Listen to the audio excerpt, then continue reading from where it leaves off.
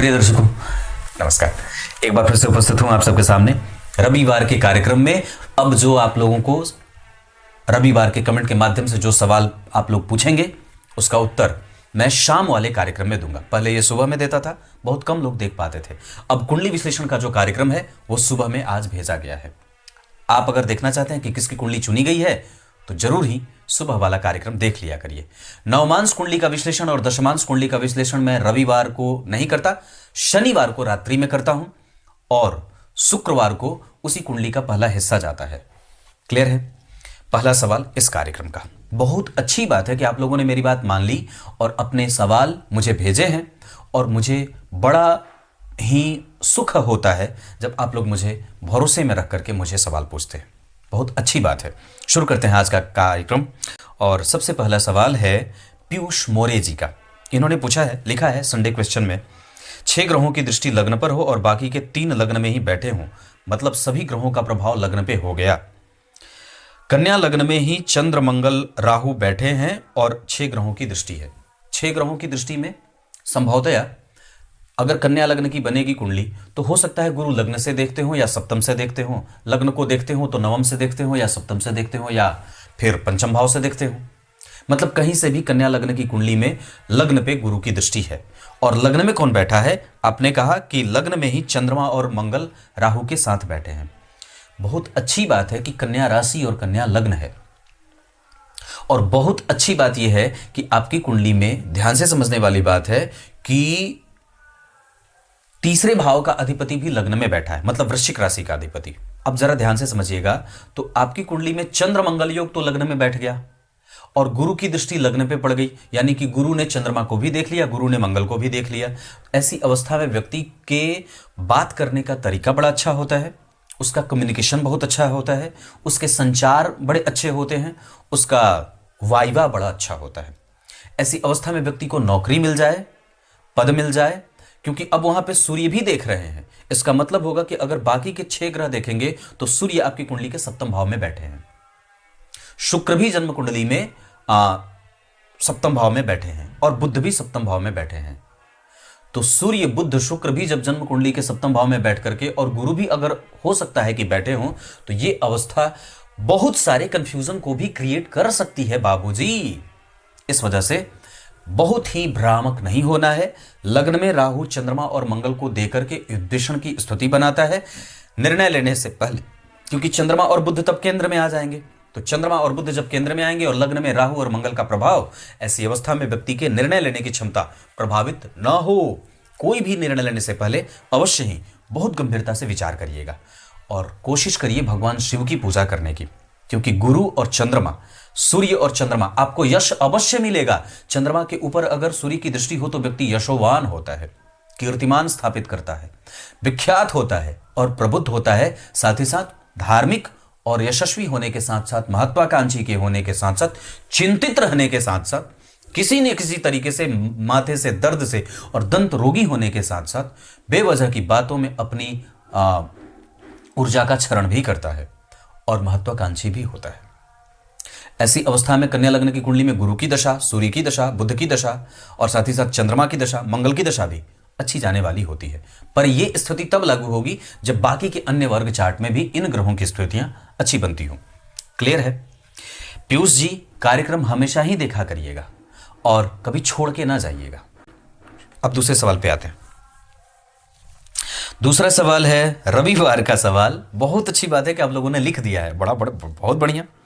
सनातन धर्म के बारे में बताइए, अमित ठक्कर जी ने पूछा है। हा, क्या पूछ दिया भगवान। आपको पता है जिस भगवान के बारे में वेद शास्त्र नेति नेति कह के अपना कान पकड़ लेते हैं ना, आपके बारे में तो मैं बोल ही नहीं सकता। सनातन धर्म की व्याख्या करना क्या इस कार्यक्रम में है? मेरी ऐसी क्षमता है कि मैं सनातन धर्म के बारे में एक शब्द भी बोल सकूं और हमारे कान इतने मजबूत है कि उसकी जब व्याख्या करी जाए तो वो उसको सुन सके? नहीं। सनातन धर्म भाई जो सत्य है वही सनातन है, और सनातन जो पुरातन है, जो सबसे पहले है, जिसके पहले कुछ भी नहीं है, जब से ब्रह्मांड की संरचना हुई है, जब से भगवान ने ब्रह्मा विष्णु और महेश को रचा है ना। रामचरितमानस में ही भगवान तुलसीदास ने लिखा है कि आप वो हैं जिसने ब्रह्मा विष्णु और महेश को भी रचा है। उसमें विष्णु भी आ जाते हैं, महेश भी आ जाते हैं, ब्रह्मा भी साक्षात आ जाते हैं। तो उसकी जो व्याख्या करना हो तो क्या इस छोटे से कार्यक्रम में संभव है? मतलब आप एक ऐसे बड़े से विशालकाय पिंड के बारे में नहीं, वो बड़ा सा एक ऐसा है जिसके बारे में उसके ईंट ईंट से भी आप अगर उसके अध्ययन के पीछे चलते हैं तो वर्षों बीत जाएंगे, फिर भी संपूर्ण जानना बड़ा मुश्किल है। यह सनातन ऐसा है जिसके पास ग्रंथों का अंबार लगा है। यह सनातन धर्म ऐसा है जिसके पास प्रश्न और उसके उत्तरों का अंबार लगा है।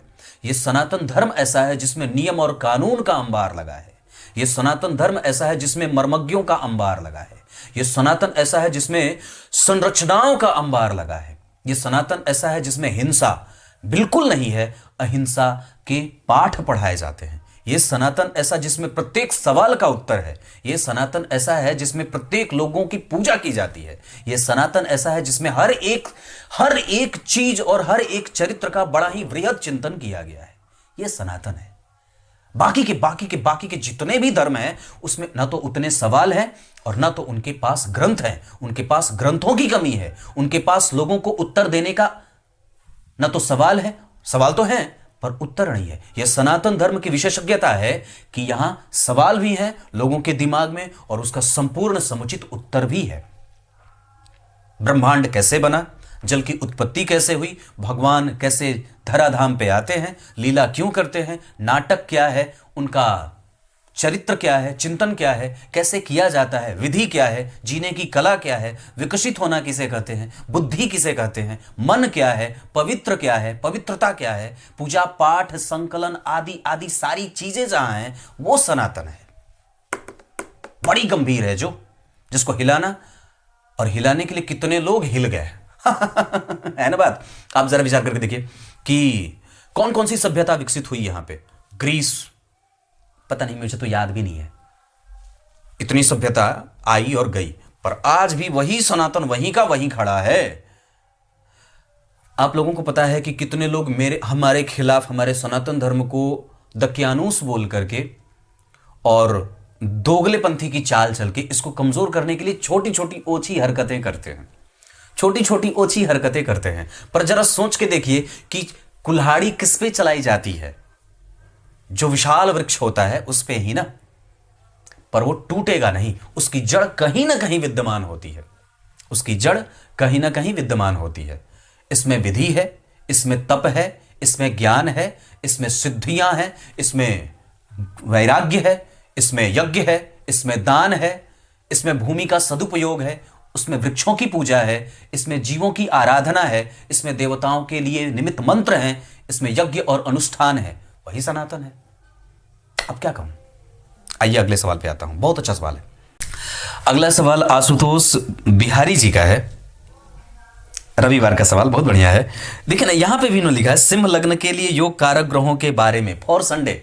वाह रे वाह, हे भगवान, क्या अद्भुत स्थिति है आप लोगों की। कितने मतलब कितना ध्यान से आप लोगों ने मुझे सुना है। मैंने लिखा है, एक कार्यक्रम में कहा था कि रविवार के कार्यक्रम में लिख दिया करिएगा रविवार का सवाल, और आप लोगों ने, सब लोगों ने लिखा है। बड़ी अद्भुत बात है। सिंह लग्न के लिए योग कारक ग्रह में सूर्य, मंगल और गुरु होते हैं, और हमेशा ही इन तीनों ग्रहों की स्थितियों का प्रत्येक चार्ट में मजबूत होना जरूरी होगा। जैसे अगर गुरु हर जगह केंद्र में बैठे हों, वो केंद्र के अधिपति होते हों, गुरु त्रिकोण में बैठे हों, त्रिकोण के अधिपति होते हों अन्य वर्ग चार्ट में, तो इन तीनों ही ग्रहों को, सूर्य को, गुरु को और मंगल को बल मिलता है। इसमें सबसे अच्छी स्थिति गुरु की होगी, सूर्य की होगी, क्योंकि वृश्चिक लग्न की, सिंह लग्न की कुंडली में स्वयं सूर्य होते हैं लग्न के अधिपति। उसके बाद देवगुरु बृहस्पति होते हैं पंचम भाव के अधिपति। अष्टम भाव के अधिपति देवगुरु बृहस्पति की दूसरी राशि यानी कि गौण राशि, निगेटिव राशि, मीन राशि बनती है। मंगल इस कुंडली में बड़े अच्छे भाव के अधिपति होते हैं, भाग्य भाव के अधिपति हैं, और वो अगर केंद्र से या त्रिकोण से संबंध बना लेंगे तो अद्भुत योग और भी बढ़िया बन जाएगा। मतलब सिंह लग्न की कुंडली में योग कारक ग्रह सूर्य, मंगल और गुरु होते हैं। क्लियर है? गुरु, मंगल और सूर्य होते हैं। सिंह लग्न की कुंडली के लिए सूर्य, गुरु और मंगल होते हैं। क्लियर है? अगला सवाल, धीरेन्द्र कृष्ण शास्त्री जी की कुंडली पे विश्लेषण करिए। बिल्कुल करूंगा, पर उनका डिटेल आप लोग दे दीजिए मुझे, अगर आप लोगों के पास है तो मैं बना दूंगा और सच में बहुत अच्छा विश्लेषण कर दूंगा भगवान की कृपा से। अगली बार है सवाल बिक्कू श्रीवास्तव जी का, ज्योतिष बनने के लिए कुंडली में कौन सा योग होना चाहिए या रास्ता है? देखो, सबसे अच्छी बात है कि ज्योतिष बनने के लिए आप किस लिए बन रहे हैं? लोगों की सेवा करने के लिए या लोगों की खून चूसने के लिए? मेरे पास अभी 3 दिन पहले ही नहीं, कल ही एक जन है, वो कहाँ के हैं, महाराष्ट्र के हैं शायद, बोले 5100 दे करके 15 मिनट की बात करी, 10 मिनट तो ऐसे ही चला गया, कुछ पता भी नहीं चला। पता नहीं ये लोग ज्योतिषी बनते हैं समस्या देने के लिए या फिर समस्या लेने के लिए। हाँ, ऐसा ज्योतिषी नहीं बनिएगा। ज्योतिषी बनने का अर्थ होता है, सबसे पहले उसके मूल रहस्य को समझने की आवश्यकता है कि आप किसी के साथ आत्मीयता से कितना पेश आते हैं, आपके अंदर उसके समस्याओं को समझने की शक्ति कितनी दी है भगवान ने, और आपने उसको कितना विकसित करके रखा है।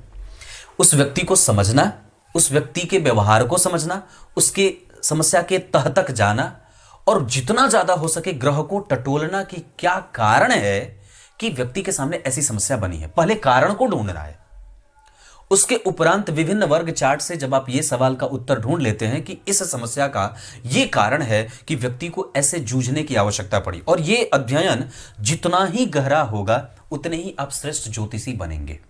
दूसरा, ज्योतिषी सिर्फ प्रेडिक्शन कर सकता है, वो भविष्यवाणी अकाट्य सत्य के रूप में ये नहीं कर सकता कि यही होगा, ऐसा बड़ा कम मामले में होता है।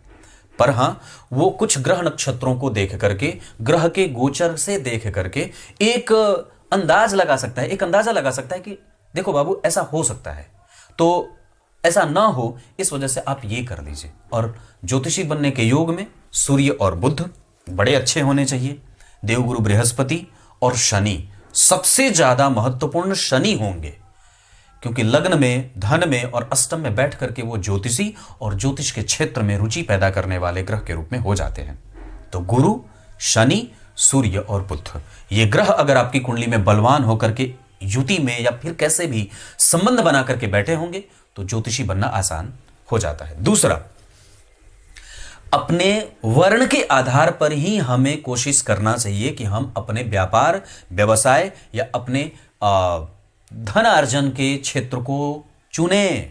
मतलब अगर आप किसी अन्य वर्ण से आते हैं और ज्योतिषी बन बैठे हैं तो सोच के देखिएगा कि इन्हीं लोगों ने ही काल सर्प और पता नहीं कौन कौन से दुर्योगों का निर्माण करके खूब ज्योतिष शास्त्र को लूटा था। याद रखिएगा कि गुरु चांडाल और काल सर्प आदि जो ये शब्द हैं, ये वस्तुतः मध्यकाल के ऐसे ज्योतिषियों के शब्द हैं जो गैर ब्राह्मण थे, ब्राह्मण नहीं थे पर ज्योतिषी बन बैठे थे, ब्राह्मण नहीं थे पर ज्योतिषी बन बैठे थे। तो अब उनको लूटने की कोई तो मंशा होगी ना कि कुछ कैसे लूटा जाए, तो उन्होंने इसी ज्योतिष के इन्हीं शब्द के नाम पर खूब लूटा लोगों को, और यही कारण था कि बाद में इसका क्षरण हुआ है। यही कारण है कि बाद में इसका क्षरण हुआ और लोग इसको हेय या तुच्छ या फिर कमजोर भाव से देखने लगे कि ऐसा कुछ भी होता नहीं है। अन्यथा ये पुरखों की विद्या है, इसमें कभी भी किसी को तड़पाने की, कभी भी किसी को ठगने की, कभी भी किसी को नुकसान पहुंचाने की कोई विधान नहीं है, और नहीं ऐसे कोई कुतर्क दिए गए हैं। अगर कोई आपसे कहता है कि विश्व दोष की शांति के लिए 1 लाख रुपया दो, अगर कोई कहता है कि पितृदोष की शांति के लिए 15,000 या 50,000 दो, इसका अर्थ है कि आपको जरूर ही चिंतन करने की आवश्यकता है और जरूर ही रुक जाने की आवश्यकता है, क्योंकि जो काम बड़े उपाय से होता है वो छोटे उपाय से भी होता है। क्लियर है? बहुत सावधान रहने की आवश्यकता है। तो पहले ज्योतिषी बनना किस लिए है, इस बात को क्लियर करिएगा। बिक्कू श्रीवास्तव जी हमेशा बने रहिएगा। शुक्ल पक्ष एकादशी में और कृष्ण पक्ष में क्या अंतर है? शुक्ल पक्ष एकादशी में और कृष्ण पक्ष क्या अंतर है? मतलब शुक्ल पक्ष, मुझे लगता है आप ये पूछना चाहते हैं कि शुक्ल पक्ष के एकादशी और कृष्ण पक्ष के एकादशी में क्या अंतर है, यही ना? अगर ऐसा है तो फिर इसे स्पष्टतया मुझे लिखिएगा, मैं इसका समुचित उत्तर दूंगा। अगर एकादशी से संबंधित यह सवाल होगा तो इसका एक अलग कार्यक्रम भी बनाऊंगा, क्योंकि ये अपने आप में एक वृहद कार्यक्रम होगा। क्लियर है? अगला सवाल बिमल कुमार जी की आईडी से है, बहुत अच्छा सवाल है कि कन्या लग्न की कुंडली में षष्ठे शनि की अंतर्दशा चल रही हो तो गवर्नमेंट जॉब मिलने में आसानी होगी? हाँ, बिल्कुल आसानी होगी। प्रतियोगिता भाव है ना, वो नौकरी भाव है। उस भाव का अधिपति अगर जन्म कुंडली में बढ़िया होकर के बैठा है और कम से कम अगर वो दसम स्थान से या चतुर्थ स्थान से संबंध बना रहा है तो निश्चित ही नौकरी मिलने के योग बड़े ज्यादा मजबूत हो जाते हैं। हाँ, आपकी कुंडली में इस दशा में नौकरी मिलने के प्रबल योग हैं। आप रगड़ के खूब मेहनत करिए। विमल जी हमेशा बन के रहिएगा। अगला सवाल प्रेम पुंज जी का है। प्रेम पुंज जी ने पूछा है कि रविवार के सवाल में मेरा जन्म मिथुन लग्न में हुआ है और मुझे शनि की दशा चल रही है। शनिदेव शुक्र के साथ 12वें घर में हैं। इस समय शनिदेव में शुक्र चल रहे हैं, क्या होगा? कौन सी कुंडली? मिथुन लग्न की। मिथुन लग्न की कुंडली के लिए शनि अष्टम और नवम भाव के अधिपति होते हैं। अब जरा विचार करके देखिएगा तो आपकी कुंडली में 12वें भाव में आपने कहा है कि शनिदेव शुक्र के साथ 12वें घर में है, यानी कि शुक्र स्वग्रही है, जहां शुक्र कभी भी कमजोर परिणाम नहीं करते। और शनि मोक्षदायक है, यहां पे आपको अष्टम भाव के अधिपति होकर के विपरीत परिस्थिति का निर्माण कर रहे हैं, पर दोनों ही परम मित्र हैं, एक साथ बैठे हैं। यह दशा अच्छी जाएगी। हाँ, इस दौरान वैराग्य आएगा, मन थोड़ा सा कभी कभी हताश भी होगा, जैसे शनि की प्रवृत्ति है, पर अपने व्यय को कंट्रोल करिएगा और जितना ज्यादा हो सके संतुलित होकर के जीवन जीने की कोशिश करिएगा। इस दौरान चूंकि अष्टम भाव के अधिपति हैं और छठवें भाव पे देखेंगे तो स्वास्थ्य में ध्यान रखने के साथ साथ आलस्य न बढ़े, इसका भी ध्यान रखना चाहिए। वैसे यह दशा कमजोर नहीं है। मैं एक बात और भी कह दूं तो दो विपरीत राजयोगों का निर्माण 12वें भाव में होगा, क्योंकि 12वें भाव के अधिपति 12वें में और अष्टम भाव के अधिपति 12वें में। इस अवस्था में कभी भी किसी को कुछ दीजिएगा मत। अपने आप को संतुलित करके जितना ज्यादा हो सके बिना लालच में आए अपने जीवन का निर्वाह करिएगा। क्लियर है? अब अगले सवाल पे लेके आता हूं। अगला सवाल विनोद शर्मा जी का है। गुरुजी रविवार के सवाल में धनु लग्न की कुंडली है। गुरुजी 11th हाउस लग्न, 4th हाउस वीक, गुरु वीक, क्या करें? गुरु अगर कमजोर हो रहे हैं लग्नेश होकर के तो सबसे बढ़िया एकादशी, और दूसरा मंदिर धोने का काम, तीसरा ग्रंथों का दान करिए। आपके आसपास कोई विद्यार्थी हो उसको कोशिश करिए कि कुछ पढ़ने की सामग्री दे दिया जाए, और चौथा गाय की सेवा, सबसे बढ़िया। और कभी कभी गाय के मूत्र और गाय के गोबर से स्नान, इससे गुरु ठीक होते हैं। क्लियर है? इससे बढ़िया उपाय कुछ होता नहीं है, इससे बढ़िया कुछ नहीं होता है। यह शास्त्र से भी है और यह काम आपके पारलौकिक सुखों को देने वाला भी हो जाता है, और यह पूर्णतया वैदिक भी है। क्लियर है? मैं उल्टी पुल्टे उपाय नहीं बताता। अगला सवाल है आंचल सिंह जी का। इन्होंने पूछा है रविवार के सवाल के लिए कि गुरुजी कन्या लग्न की कुंडली के लिए 8वें भाव में शनि बैठे हैं, इसका क्या प्रभाव होगा 10 डिग्री के। अब एक बड़ी अद्भुत बात बताऊं, वस्तुतः वहां शनि नीच के हैं 1 नंबर की राशि में। मैं थोड़ी देर के लिए डिग्री हटा देता हूं। दूसरे नंबर पे विचार करिए कि कन्या लग्न की कुंडली के लिए शनि का अष्टम भाव में जाना ही आपके कंसंट्रेशन को बिलो करता है और अनिद्रा की समस्या देता है। साथ ही साथ जिस बिंदु पे विचार करने की आवश्यकता होगी उसमें उसकी कमजोरी होगी। जहां व्यक्ति को क्रोध करना चाहिए वहां वो क्रोध नहीं करेगा, जहां शांत रहना चाहिए वहां शांत नहीं रहेगा, मतलब डिसबैलेंस होगा। ऐसी अवस्था में अगर हो सके तो बजरंग बली की खूब पूजा करिए। और अश्विनी नक्षत्र में बैठेंगे, और अब आपको यहां यह देखना होगा कि आपकी कुंडली में चंद्रमा और मंगल के साथ साथ केतु कैसे हैं। बिना इन 3 ग्रहों को देखे आप शनि के बारे में संपूर्ण निर्णय नहीं ले सकते। क्लियर है? पर यहां पे आपको सबसे ज्यादा अपने कंटिन्यूटी पे, अपने आलस्य पे और अपने प्रमाद पे, अपने कंसंट्रेशन पे काम करने की ज्यादा आवश्यकता होगी। क्लियर है? अगला सवाल है दीपक शर्मा जी का। लिखा है इन्होंने, राधे राधे गुरुजी। गुरुजी मेष लग्न की कुंडली में पंचम और सप्तम भाव का राशि परिवर्तन हो। मेष लग्न की कुंडली के लिए पंचम और सप्तम भाव का राशि परिवर्तन हो और सप्तम में सूर्य, शनि और बुध बैठे हैं, बहुत बढ़िया, और बुध अस्त हैं, तो क्या व्यक्ति का प्रेम विवाह होगा? हाँ, बिल्कुल संभव तो है। हाँ, पर प्रेम विवाह से पहले आपको बताऊं कि हमेशा ही 2 बात हमेशा याद रखिएगा।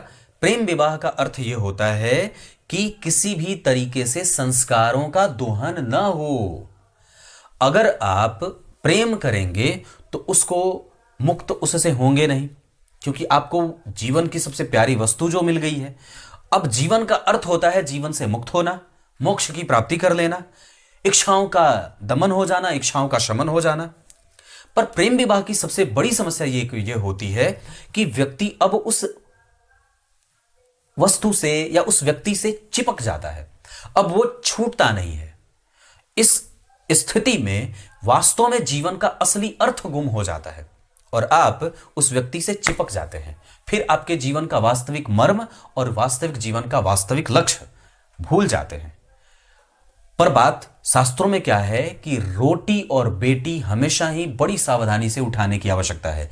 आपने रोटी कहां से कमाया है और रोटी कहां खर्च किया है, मतलब धन कहां से कमाया है और धन कहां खर्च किया है। साथ ही बेटी किस घर से लाए हैं और अपनी बेटी किस घर को दिए हैं। यह सिद्धांत आपको कभी भी निकृष्टतम गतिविधि में नहीं जाने देगी और कभी भी आपको पतन के रास्ते पे नहीं ले जाने वाली होती है। इसलिए प्रेम विवाह अगर करने जा रहे हैं तो निश्चित रूप से यह बात हमेशा याद रखिएगा। पर वैसे आपकी कुंडली में प्रेम विवाह का योग बनेगा, क्योंकि मेष लग्न की कुंडली में अगर शनि बुध वगैरह बैठे हैं और जन्म कुंडली में पंचम भाव का अधिपति भी अगर सप्तम भाव में बैठा है तो अच्छा ही होता है, खराब नहीं होता है। इसे प्रेम विवाह का योग कहते हैं। मैंने इस पर एक कार्यक्रम बहुत पहले बनाया था। आपकी कुंडली में ऐसे योग बने हैं, हाँ निस्संदेह। पर यह बात याद रखिएगा, बिना कुंडली मिलाए कभी भी किसी को विवाह नहीं करना चाहिए, क्योंकि कुंडली मिलाने से आपके शरीर के अंदर का तत्व सामने वाले के शरीर के अंदर के तत्वों से मैच करता है और वो फिर बैलेंस क्रिएट करता है। क्लियर है? अगला सवाल है एपी के आईडी से आया है। सवाल लिखा है, कुंभ लग्न, शतभिखा नक्षत्र, शनि 8वें भाव में वैधृति योग में जन्म, जीवन कैसा रहेगा? शनि कहां बैठे हैं? शतभिखा नक्षत्र, शनि 8th हाउस में। अब जरा विचार करिएगा, तो लग्न के अधिपति अष्टम में बैठ गए, लग्न के अधिपति अष्टम में बैठ गए। इसका ही एक परिणाम यह होगा कि व्यक्ति बहुत ज्यादा चिंतन करने वाला होगा और गंभीरता से विचार करने वाला होगा। जरा विचार करिए, तो आपकी कुंडली के लिए अब यहां पे शतभिखा नक्षत्र बैठा है। शतभिखा नक्षत्र राहु का नक्षत्र होता है। अब आपको दो चीज देखना होगा कि राहु का संबंध केंद्र से है या त्रिकोण से है। अगर राहु केंद्र में बैठे हैं और केंद्र के अधिपति के साथ बैठे हैं, या फिर अगर त्रिकोण में बैठे हैं और त्रिकोण के अधिपति के साथ बैठे हैं, और किसी भी तरीके से अगर शनि और राहु का संबंध बन रहा होगा, तो निसंदेह ये सबसे अच्छा योग बनेगा और इसे अच्छी बात कही जा सकती है। पर चूंकि लग्नेश अष्टम में बैठे हैं, इस वजह से जीवन बिल्कुल ही पथभ्रष्ट ना हो, गलत दिशा में ना जाए, अप्रत्याशित घटनाएं ना हो, बेवजह की चीजों पे आपकी ऊर्जा का क्षरण और खराब होना ना हो। यह भी होता है और यह भी हो सकता है। इस वजह से निश्चित रूप से हमेशा ही भगवान सूर्य की उपासना करनी होगी। और दरअसल कुंभ लग्न के लोगों को दार्शनिकता का बड़ा प्रभाव होता है। इस वजह से अपनी दार्शनिकता मेंटेन करिएगा। सवाल और जवाब बहुत सावधानी से दीजिएगा और करिएगा। इसके अतिरिक्त एक बड़ी अद्भुत बात यह भी है कि आपके रुचि में ज्योतिष शास्त्र और धर्म को समझने की शक्ति बड़ी है। ऐसी अवस्था व्यक्ति को बहुत ही ज्यादा मर्मज्ञ और बुद्धिमान बनाने के साथ साथ धार्मिक भी बनाती है। क्लियर है? अगला सवाल बड़ा अच्छा है, राजेश तनेजा जी की आईडी से। प्रणाम नकुल जी। संडे का प्रश्न, बहुत अच्छी बात है, आप लोग लिख रहे हैं, मुझे बड़ा आनंद आ रहा है कि संडे का प्रश्न है, मेरा वृषभ लग्न है, मकर राशि, बहुत बढ़िया, शनि चंद्र और गुरु भाग्य भाव में बैठे हैं। इसका अर्थ होगा कि शनि की तीसरी दृष्टि जन्म कुंडली में लाभ भाव पे पड़ रही है। इसका अर्थ होगा कि आपकी कुंडली का कारक ग्रह भाग्य में बैठा और लाभ को देखा। यह अपने आप में एक बहुत सुयोग और राजयोग का निर्माण होगा। आगे पूछा है इन्होंने, गुरु भाग्य भाव में, ठीक है, शनि देव की तीसरी दृष्टि उच्च के लग्नेश पर कैसी रहेगी? अब जरा विचार करिए। वृषभ लग्न की कुंडली बनी, लग्न के अधिपति हुए शुक्र लाभ भाव में बैठ गए, और वृषभ लग्न की कुंडली के लिए सर्वाधिक योग कारक शुक्र और गुरु होते हैं, शुक्र और शनि होते हैं। इस कुंडली के लिए शुक्र अच्छे होते हैं, लाभ में बैठे हैं, उच्च के बैठे हैं, और शनि से दृष्ट है, मित्र की राशि है, मित्र से बैठा है, मित्र को देख रहा है। ये सबसे ज्यादा महाभाग्यशाली योग बनेगा, जो आपको कई तरीके से हमेशा ही आपकी इच्छा की पूर्ति करने वाला होगा। वृषभ लग्न की कुंडली के लिए गुरु अच्छे नहीं होते। बहुत अच्छी बात है कि अपनी कुंडली में लिखा है कि भाग्य भाव में गुरु बैठे हैं, तो भाग्य का कारक भी भाग्य भाव में ही बैठा है। पर जरा विचार करिए, तो वहां वृषभ लग्न की कुंडली के लिए गुरु का भाग्य भाव में बैठना भी आपको इस बात का इशारा करेगा कि धर्म करो, धर्म करना ही होगा, क्योंकि लाभ भाव का अधिपति भाग्य में बैठा और भाग्य भाव में जो स्थिति बनी है वहां के अधिपति कहां बैठे, लाभ में। मतलब यहां पे शनि और गुरु का प्रभाव एक साथ जब लाभ भाव के अधिपति का संबंध भाग्य भाव के अधिपति से होगा भगवान, तो इसे बहुत अच्छी बात कही जाएगी और इसे महाभाग्यशाली महाधनी योग कहा जाएगा। ये अपने आप में गुरु और शनि की दशा, शनि और शुक्र की दृष्टि का संबंध या शनि की दृष्टि का संबंध शुक्र से बनना बहुत ज्यादा श्रेष्ठ, विलंब से ही सही पर संपूर्ण योगों की प्राप्ति कराने वाला होगा। अब यहां एक बात आप और भी देख लीजिएगा राजेश जी कि चंद्रमा कैसे हैं। अगर चंद्रमा बहुत अच्छे हुए तो निसंदेह ये योग और भी ज्यादा मजबूत और स्ट्रेंथ देने वाला हो जाएगा। अगला सवाल सनशाइन जी की आईडी से आया है। धनु लग्न में पंचम में शनि और एकादशवें में मंगल। धनु लग्न की कुंडली में एकादशवें भाव के अधिपति होते हैं शुक्र और पंचम भाव के अधिपति होते हैं मंगल। यहां पंचम भाव के अधिपति के साथ साथ मंगल 12वें भाव के भी अधिपति होते हैं।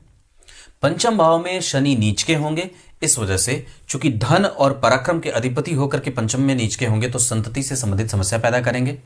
कई बार संतति को बीमार और कई बार संतति से वैचारिक मतभेद, और उसके साथ साथ व्यक्ति स्वयं भी थोड़ा बहुत मानसिक रूप से कमजोर होता है, या फिर ये कह सकते हैं कि व्यक्ति स्वयं भी जितना मेहनत करता है उसको उतना परिणाम नहीं मिलता, या व्यक्ति कई बार ऐसी अवस्था में बहुत ही मेहनत करने के बाद जो फल प्राप्ति की इच्छा और आकांक्षा रखता है वो नहीं होता है। हालांकि चंद्रमा ने अगर जन्म कुंडली में केंद्र से संबंध बनाए होते या अगर जन्म कुंडली में गुरु केंद्र से संबंध बना करके बैठे हैं या उस शनि के ऊपर मंगल की दृष्टि पड़ रही है जैसा कि आपने कहा है, तो ये नीचभंग राजयोग होगा तो अवश्य ही, पर वो चूंकि एक अच्छे भाव से और कम से कम पंचम भाव के अधिपति ने पंचम को देखा है तो किसी ना किसी तरीके से आपको आपका फल मिल जाएगा। जो भी आप काम करेंगे उसका प्रतिफल आपको अवश्य मिल जाएगा। कहने का तात्पर्य है कि ये कुछ हद तक आपको बहुत अच्छा परिणाम दे सकता है पर संपूर्ण नहीं। कारण क्योंकि पंचम भाव नीच का है और केंद्र में अगर मंगल होते तो उसका परिणाम ज्यादा अच्छा होता। एकादशवें में बैठने से, एकादशवें में बैठ करके देख रहे हैं, अगर वही मंगल जन्म कुंडली में केंद्र में बैठ जाते, मतलब लग्न में, चतुर्थ में, सप्तम में और दशम में, तो इसे बहुत अच्छा नीच भंग राजयोग कहते।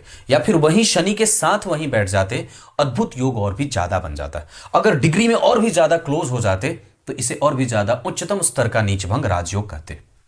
पर वो चूंकि एकादशवें में है, इस वजह से यहां यह सिद्धांत लागू होगा कि पंचम का अधिपति है, पंचम को देख रहा है, तो पंचम भाव में शनि के द्वारा उत्पन्न कमजोरी को मंगल की दृष्टि उनके कमजोरी के प्रभावों को कमजोर करेगी और पंचम भाव के प्रभावों में अभिवृद्धि करने वाली होगी। मुझे पूरा विश्वास है आपको इस सवाल का उत्तर अच्छे से मिल गया होगा।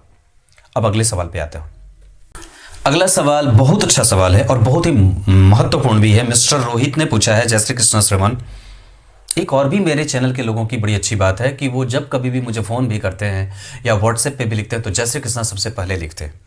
यहाँ भी वही बात है। लिखा इन्होंने कि क्या हम लग्नेश के शत्रु ग्रह का रत्न पहन सकते हैं यदि लग्नेश का शत्रु अच्छे भाव में बैठा हो तो। देखो एक बात बड़ी अद्भुत है।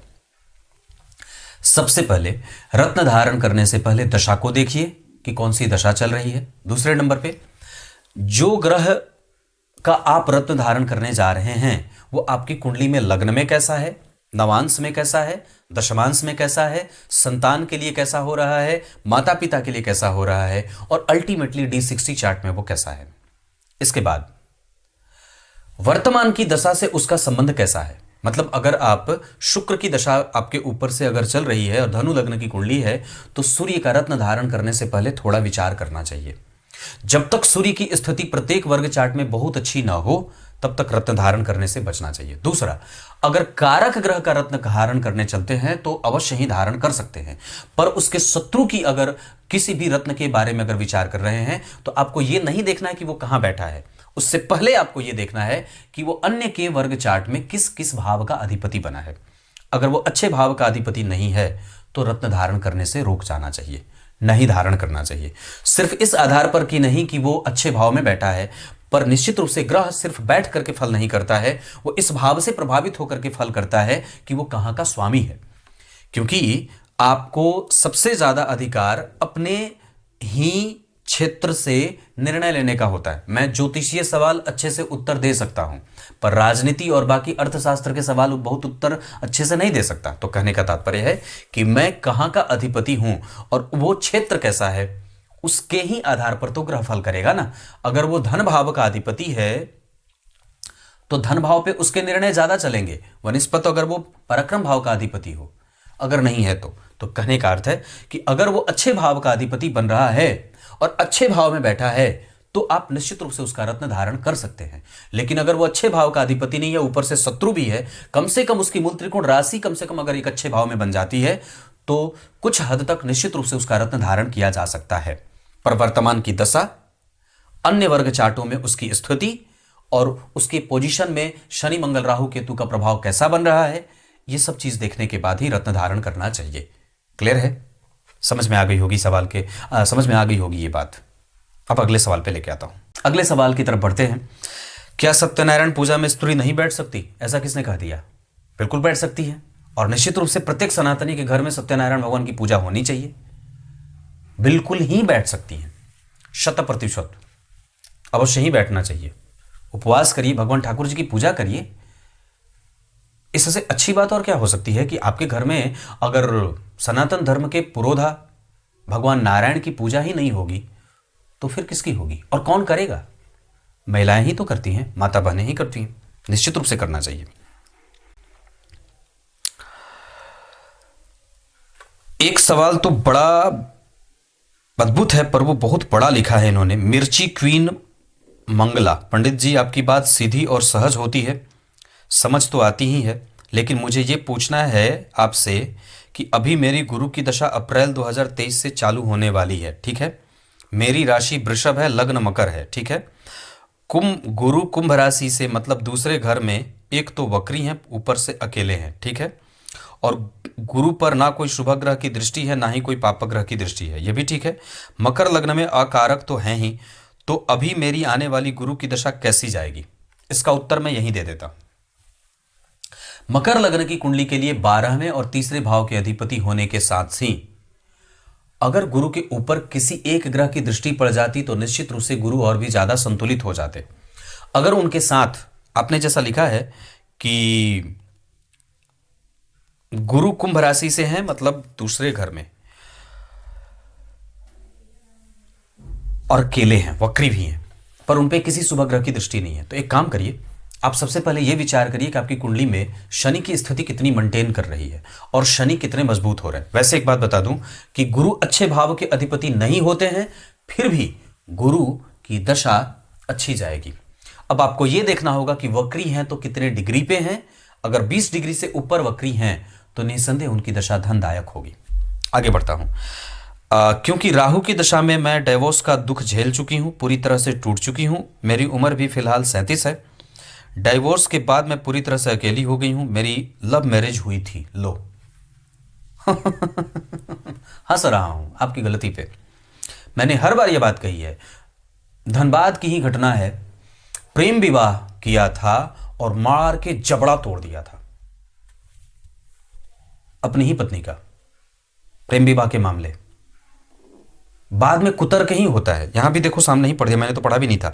मेरी लव मैरिज थी, लेकिन अपनी मां की बातों में आकर और लालच में आकर मेरे पति ने मुझे छोड़ दिया और डाइवोर्स ले लिया। अपने आने वाले भविष्य को लेकर मैं बहुत चिंतित हूं। मैं पूरी तरह से पहले ही डिप्रेशन में जा चुकी हूं। आने वाले समय में अगर और भी कुछ बुरा हो जाएगा तो शायद मैं जी ही नहीं पाऊंगी। नहीं बहन जी, सबसे पहले तो ये बात कहूंगा कि अब तो मुझसे बड़ी हैं, पर एक बात बड़ी अद्भुत है कि किसी भी तरीके से अपने शरीर से इस आत्मा को जो निकालने की कोशिश करता है वो बड़ा ही दुर्दांत होता है, दैत्य होता है, और उसको बहुत सारा दुख झेलना पड़ता है। तो एक दुख झेल नहीं, एक दुख तो झेल रहे हो, और दूसरा दुख आपने क्या बात कही कि जी नहीं पाऊंगी। तो ऐसा कोई भी कृत्य पहले तो ना कर लेना जिससे आप अपने ही आत्मा के हंता बन जाएं। हंता मतलब मारने वाला। ये सबसे अच्छी बात है कि आपको ये बात समझ में आ गई कि पति पति नहीं होता, वस्तुतः पति कोई और है। और अब आपको ये बात समझ में आ गई होगी कि निश्चित रूप से प्रेम कितना सत्य और कितना असत्य होता है, क्योंकि ये सिर्फ सामने दिखता है, बाद की चीजें इसमें दिखाई नहीं देती हैं। और ये हमें इतना अंधा बना देता है कि भविष्य के देखने की क्षमता ही मार देता है।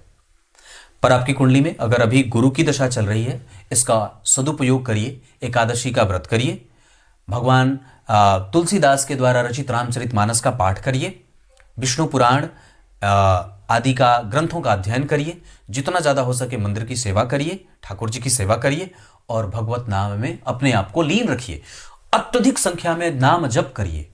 ये इतना ज़्यादा कारगर होगा कि आपके सारे बिगड़े कामों का तुरंत ही लाभ दे देता है और सारे काम ऐसे बनने लगेंगे जैसे आपके सामने ही भगवान पूछ पूछ करके जा रहे हो, क्या चाहिए बोल, क्या चाहिए बोल, क्या चाहिए बोल। और जैसे जैसे आप उनको बताते जाएंगे वैसे वैसे वो सारा काम होता जाता है। पूरे भरोसे के साथ ये बात मैं कह सकता हूं। क्लियर है? तो ये सवाल आपका।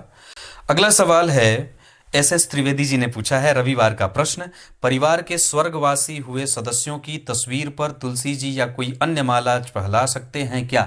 हाँ बिल्कुल, निसंदेह।